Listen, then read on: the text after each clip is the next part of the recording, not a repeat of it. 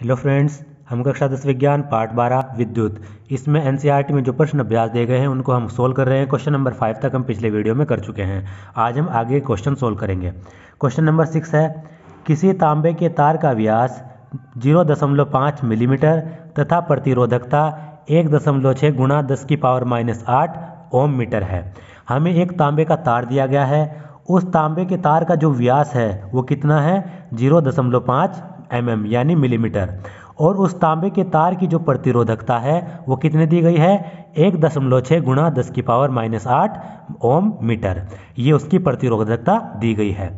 10 ओम प्रतिरोध का प्रतिरोधक बनाने के लिए कितने लंबे तार की आवश्यकता होगी। अब हमें क्या करना है, इस तांबे के तार का इस्तेमाल करके एक 10 ओम प्रतिरोध का प्रतिरोधक बनाना है। तो इस 10 ओम प्रतिरोधक को बनाने के लिए हमें कितना लंबा तार लेना पड़ेगा, उस तार की हमें लंबाई ज्ञात करनी है, उस तार की लंबाई निकालनी है। यदि इससे दोगुने व्यास का तार ले तो प्रतिरोध में क्या अंतर आएगा। पहले तो हमें लंबाई निकालनी है, फिर हमें क्या करना है, इसमें पूछा गया अब हम जो ये 10 ओम प्रतिरोध का प्रतिरोधक बना रहे हैं, इसे बनाने के लिए हम क्या करें, दुगने व्यास का अगर तार ले लें तो इस प्रतिरोध में क्या अंतर आएगा वो हमें निकालना है। तो इसमें दो पार्ट हैं, तो इस प्रश्न को हल करते हैं। तो यहाँ पर देखिए प्रश्न नंबर 6 है। इसमें हमें क्या दिया गया है, एक तांबे का तार दिया गया है जिसका व्यास कितना है, व्यास यानी डायमीटर, जिसको हम डी से लिखते हैं। व्यास कितना है, 0.5 mm, ये उसका व्यास हो गया।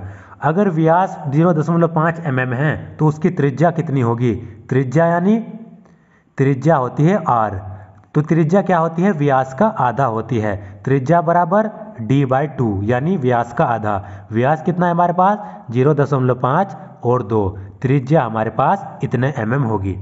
अब हम क्या करते हैं, इस मिलीमीटर को हम मीटर में कन्वर्ट करते हैं।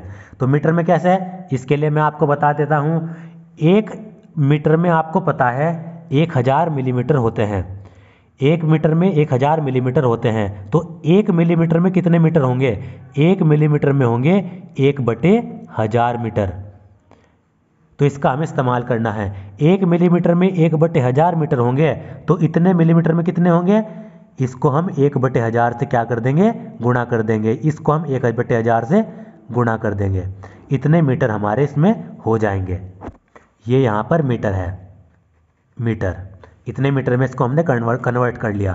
अब यहाँ पर देखिए इसको क्या करते हैं, एक पॉइंट हटाया, पॉइंट के बाद एक डिजिट है तो इसको क्या कर देंगे, यहाँ पर एक जीरो और बढ़ा देंगे।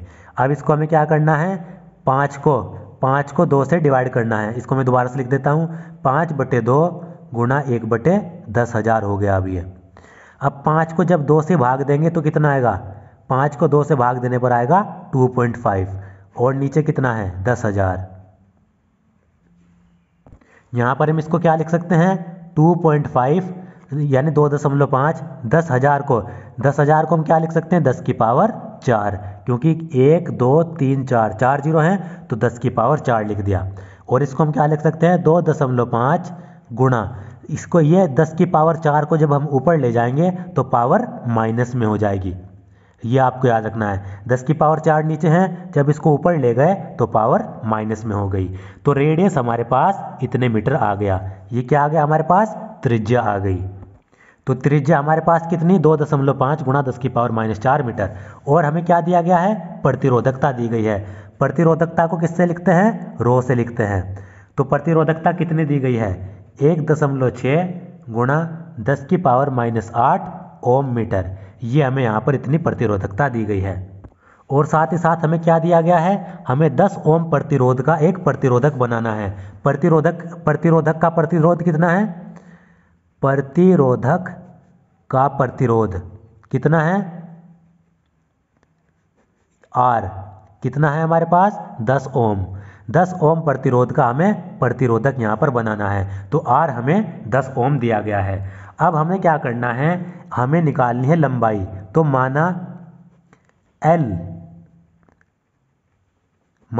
L लंबाई के तार की आवश्यकता होगी, यानी 10 ओम प्रतिरोध का प्रतिरोधक बनाने के लिए हमें क्या लगा, L लंबाई का तार लगा, यानी माना L लंबाई के तार की आवश्यकता होगी।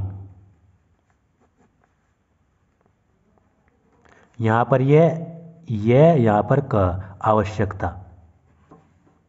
अब आपको पता है प्रतिरोध बराबर क्या होता है, रो एल बटे ए, ये हमारे पास होता है। तो यहाँ से हमें एल निकालना है, तो एल क्या हो जाएगा, एल बराबर ए इधर चला जाएगा आर ए और ये रो नीचे आ जाएगा रो। तो ये हो गई इक्वेशन पहली। तो पहला समीकरण ये हो गया। अब यहाँ पर देखिए हमारे पास आर भी है, प्रतिरोध भी है, हमारे पास प्रतिरोधकता भी दी गई है, बस हमारे पास ए नहीं है यानी एरिया नहीं है, यानी क्षेत्रफल। तो एरिया निकालने के लिए यानी क्षेत्रफल निकालने के लिए क्या करेंगे, तार का एरिया क्या होता है, पाई आर स्क्वायर। पाई कितना होता है, पाई होता है 3.14 गुणा आर हमारे पास कितना है, त्रिज्या हमने निकाल ली है 2.5 गुणा 10⁻⁻⁴। तो 2.5 गुणा 10⁻⁻⁴ का स्क्वायर, ये त्रिज्या हो गई। तो 3.14, 2.5 का स्क्वायर कितना होगा, 2.5 का जब हम स्क्वायर निकालेंगे यानी वर्ग निकालेंगे तो ये आ जाएगा 6.25 गुणा 10⁻⁻⁴ का वर्ग -4 गुणा 2 -8, तो 10⁻⁻8।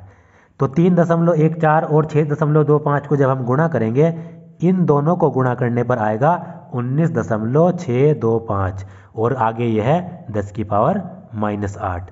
ये आ गया हमारे पास मीटर स्क्वायर, ये इसका क्षेत्रफल आ गया, यानी तार का हमारे पास इतना क्षेत्रफल आया।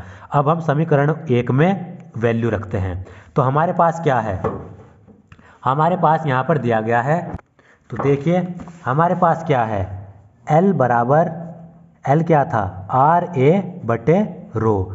आर की वैल्यू कितनी, प्रतिरोध कितना हमारे पास 10 गुणा एरिया हमने निकाला, एरिया हमारे पास कितना, क्षेत्रफल 19.625 गुणा 10⁻⁻8। तो यहाँ पर देखिए 19.625 गुणा 10⁻⁻8 और प्रतिरोधकता कितनी दी गई है, प्रतिरोधकता 1.6 गुणा 10⁻⁻8, 1.6 गुणा 10⁻⁻8। तो L बराबर यहाँ पर देखिए 10⁻⁻8 से 10⁻⁻8 गया और 10 को जब हम 19.625 से गुणा करेंगे तो कितना आएगा, 196.25। ये जो पॉइंट है ये एक डिजिट इधर बढ़ जाएगा जब हम इसको 10 से गुणा करेंगे, नीचे 1.6।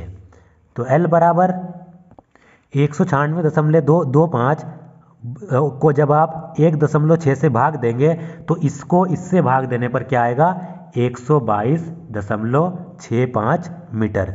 इतने मीटर का तार हमें लेना पड़ेगा। तो तार की लंबाई क्या हो गई, 10 ओम का प्रतिरोध, 10 ओम प्रतिरोध का प्रतिरोधक बनाने के लिए 122.65 मीटर का लंबा तार आपको लेना पड़ेगा। तो ये तो पहला पार्ट हमारा हो गया। अब दूसरे पार्ट में पूछा यदि इससे दोगुने व्यास का तार ले तो प्रतिरोध में क्या अंतर आएगा। अब हमें क्या करना है, दोगुने व्यास का तार लेना है। तो देखिए यदि दोगुने व्यास का तार लें, दोगुने व्यास का अगर हम तार लें तो दोगुने व्यास में पहले व्यास कितना था 0.5 mm, अब व्यास कितना हो जाएगा 0.5 का दुगुना 0.5 गुणा 2 mm और ये कितना होता है, ये हो गया 1 mm।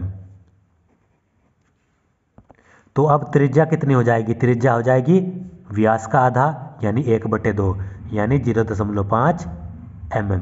इतनी हमारे पास त्रिज्या हो गई। अब इसका क्षेत्रफल निकाल लेते हैं। क्षेत्रफल बराबर पाई आर स्क्वायर, पाई कितना 3.14, आर कितना 0.5, ये तो यहाँ पर mm में है, इसको पहले मीटर में भी तो कन्वर्ट करना पड़ेगा। तो 0.5 इसको किससे कर देंगे, 1000 से भाग दे देंगे, ये हो जाएगा मीटर में। तो कितना होगा 0.5 बटे ये एक पॉइंट यहाँ से हटा के एक 0 यहाँ पर बढ़ा लेंगे तो 10⁻⁴। तो यहाँ पर कितना आ जाएगा, ये यहाँ पर क्या हुआ, पॉइंट तो हमने हटा दिया तो यहाँ पर 5 बचेगा। इसको मैं नीचे ही लिख देता हूँ जिससे कन्फ्यूज़न ना हो। एरिया को अभी हम काट देते हैं इधर से। तो कितना हो जाएगा 5/10⁻⁴। जब इस तो 10⁻⁴ को ऊपर ले जाएंगे तो 5 गुणा 10⁻⁻⁴, इसको ऊपर ले जाने पर ये माइनस में आ गया। ये आ गई हमारे पास इतनी त्रिज्या। अब क्षेत्रफल निकालते हैं। क्षेत्रफल बराबर पाई आर स्क्वायर।